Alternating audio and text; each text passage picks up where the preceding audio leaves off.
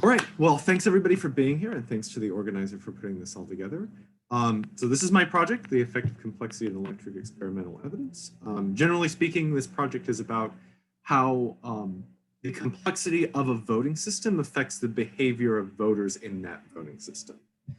And first I'm going to start off with a little bit of background on why I find this question interesting and why I started this project in the first place.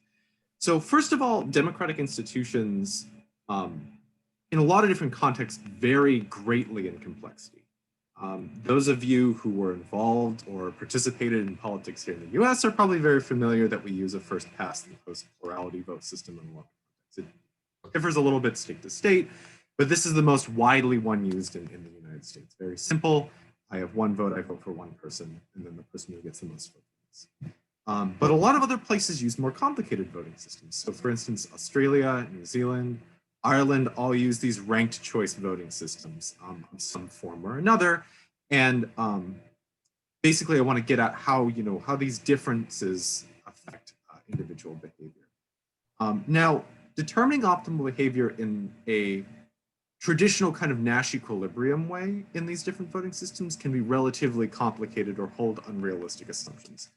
There's a really good Meyerson and Weber paper that reconciles this notion of like Nash equilibrium voting system, but as these systems get relatively complicated with more and more people, solving for a Nash equilibrium based on beliefs is maybe computationally difficult for an individual to do.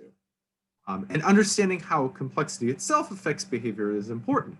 We might suspect something like increasing in complexity may reduce the level of sophistication in decision-making, and it would be good to understand how this affects things like welfare and efficiency, depending upon how you measure it, and things like honesty and sincerity are things that we might also care about decisions in voting systems.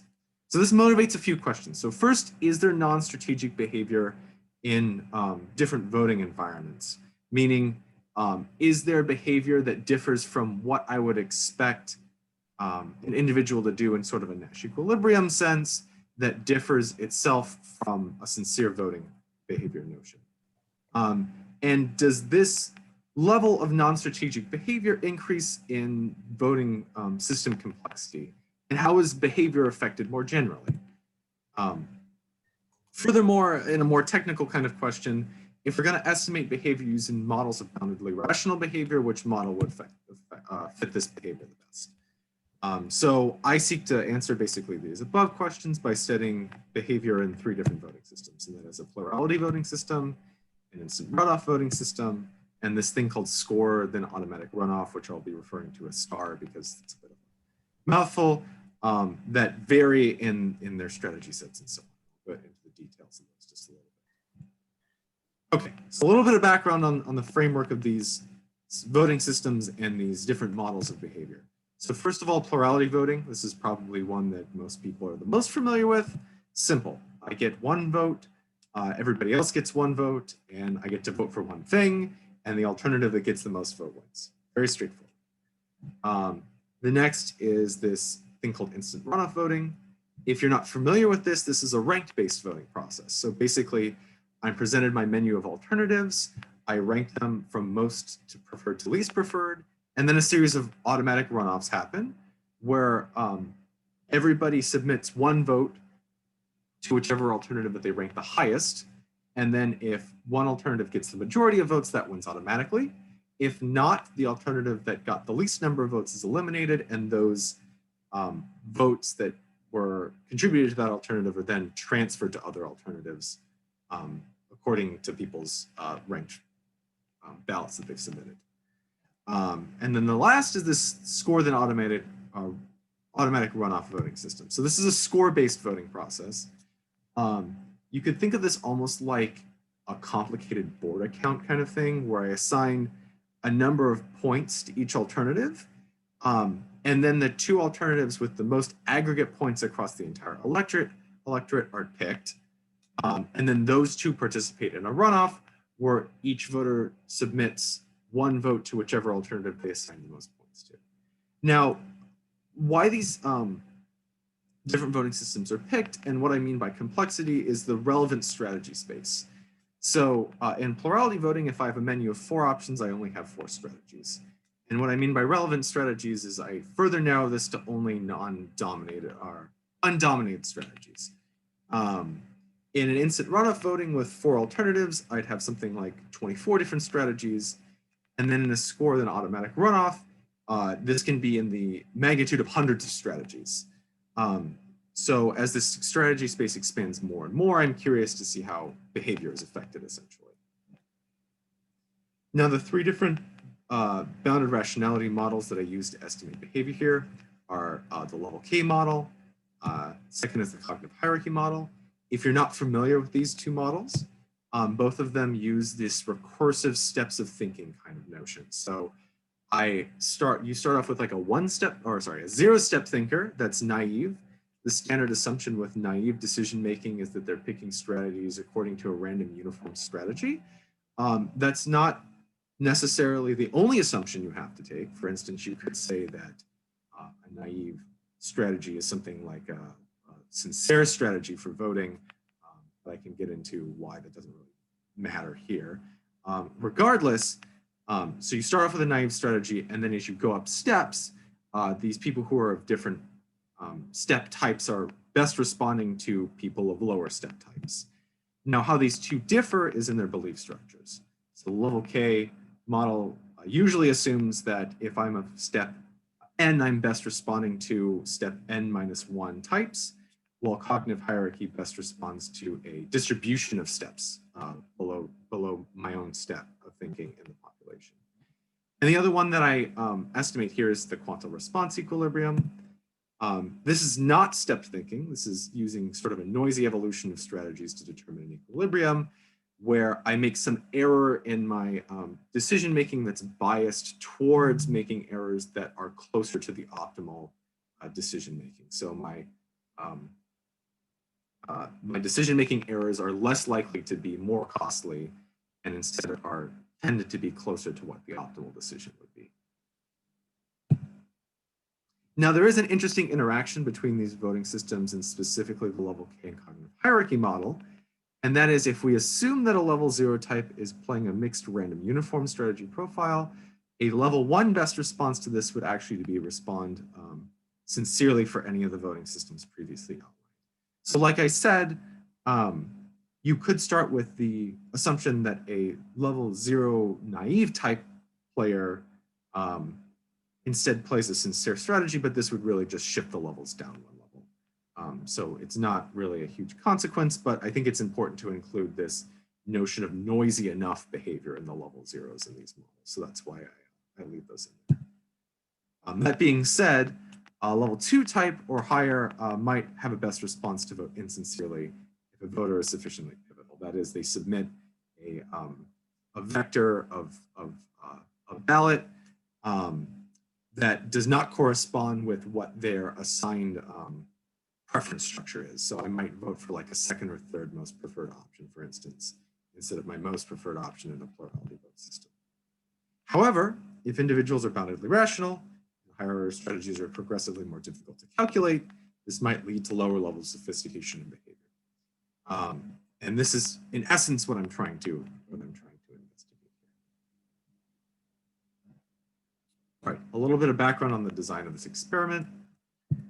So first of all, I use these 3 different selection systems, the star, IR, and plurality, all between subject. So each subject only sees one of these. They don't see more than one of these. With 2 different types of strategy sets called strategic and non-strategic. These subjects face a series of mock elections, which I refer to as alternative selections in the experiment itself in groups of 3. And what I mean by strategic or non-strategic preference sets is that these preference sets either contain one group member who has a level 2 insincere strategy, which defines these strategic preference sets, or don't contain any members with level 2 insincere strategies, which I refer to as non-strategic. Another way that you could think about this is that in the non-strategic preference sets, a sincere strategy profile for all the players is a Nash equilibrium, while it is not in the in the strategic preferences. A couple other notes. So in voting, each subject has a number of votes that provide weight to the choices in the selection system. That is, in a plurality voting system, if I have 5 votes and I vote for alternative A, then alternative A gets all 5 votes. This is done for a few reasons. Most importantly, it helps to avoid issues of coordination failures and instead focuses on this nature of the strategic complexity of these systems affecting behavior. Now, coordination is an important thing in these voting systems, but is not the main focus of this talk. So each subject faces the same set of group preferences for 8 rounds. However, groups are randomly rematched each round, so their group members and individual preferences might vary across those 8 rounds. And then there's 5 different preference sets, so this experiment lasts for a total of 40 rounds with 5 different blocks, and each block having 8 rounds. All right, so the important findings of all this. So what I will talk about as far as results go to this paper are the estimation of the levels in the level K model, the estimation of the cognitive hierarchy model, the estimation of the QRE model, and then this notion of social welfare efficiency. In my paper, I do a few other things, but for the interest of time and brevity, we'll focus on these ones. So first is this social welfare efficiency. So social welfare efficiency is defined as the ratio between the group's payoff in a round and the maximum total group payoff that could be earned in a given round. And what we find here is generally that instant runoff voting and star voting outperform plurality voting in a statistically significant manner. These black bars are the 95% confidence interval of these means, though the difference between IRV and star is not great. It's also worth mentioning these are high across the board. So this is 93% social welfare efficiency versus 95 or 96. So economically, this difference is very small, even though if it is still small. So moving on to the estimation of the levels in the level K model. So what we can see here is that we estimate all the different types of individuals based on their decisions in the data. And we find that in plurality voting, you get a lot of level 2 types. So given the opportunity, when they have these strategic decisions to make, they generally make them. But as these voting systems get more complicated, as we have these larger and larger strategy sets, these level 1 types seem to be decreasing and instead transferring into these, level 2 types seem to be decreasing and then transferring into these level 1 types. Now keep in mind that level 1 types are associated with sincere behavior. So what we're actually seeing according to these estimations is fewer and fewer people making these strategic decisions and more people making these sincere decisions when they're presented with it. It's also somewhat good to see that you don't see a huge increase in level 0 behavior. So even though these strategy sets get really large, relatively speaking, you don't have this massive spike in noisy behavior even in the large strategy sets, for instance, which is somewhat interesting. Okay, the cognitive hierarchy model. So in the cognitive hierarchy model, this parameter tau represents both the mean and the variance in the steps of thinking. And we find very similar results to the level K model. So as these strategy sets get bigger and bigger, this parameter tau is decreasing, which you can interpret as the mean number of steps of thinking is decreasing as well. These black bars represent the bootstrapped 95% confidence interval of this estimate in tau. Again, tau of 1 is associated with 1 step of thinking, which is still like a sincere strategy or sincere voting profile. And it seems to be that IRV is, if you care about sincere voting, that IRV is the one closest associated with a tau of 1. But still we reinforce the idea that as these strategy sets get bigger, the sophistication in this behavior seems to be dropping. I actually estimate QRE a few ways in my paper, but I'll talk about just one here. So these might be a little bit difficult to read, But what I've done is this 1 over mu parameter basically represents how noisy my behavior is, with a 1 over mu being associated with like a complete random uniform choice of strategies. So what I've done is for various values of 1 over mu, I've computed basically a fixed point or an evolution of what this quantum response equilibrium would be along the set of parameters here in each of these different voting profiles as 1 over mu changes. So the lines themselves represent the theoretical frequency of these different strategies being played in the quantum response equilibria, with the associated color of the dot being the actual observed ones. And we can see that for plurality voting, a lot of this projected or predicted frequency of different voting strategies actually matches up pretty closely to what we see in the data, with values at least between around 0 and 1 and 1 over mu. I do this for all the different preference profiles in my paper, but showing all that would probably be a little redundant. Moving on to instant runoff voting, still not bad, but you start to see these observed frequencies of these strategies start to differ more and more from the theoretical predicted frequency of these strategies being played. So still reasonably close, but certainly not as good of a fit as maybe these plurality voting systems do.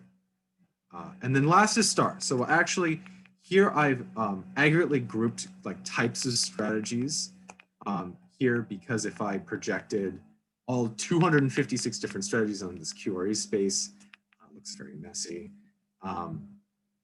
In the way that I've estimated here, I've actually restricted the estimation of this QRE to be the most frequently observed strategies in the data, and then basically re-estimated the QRE in this game using only those.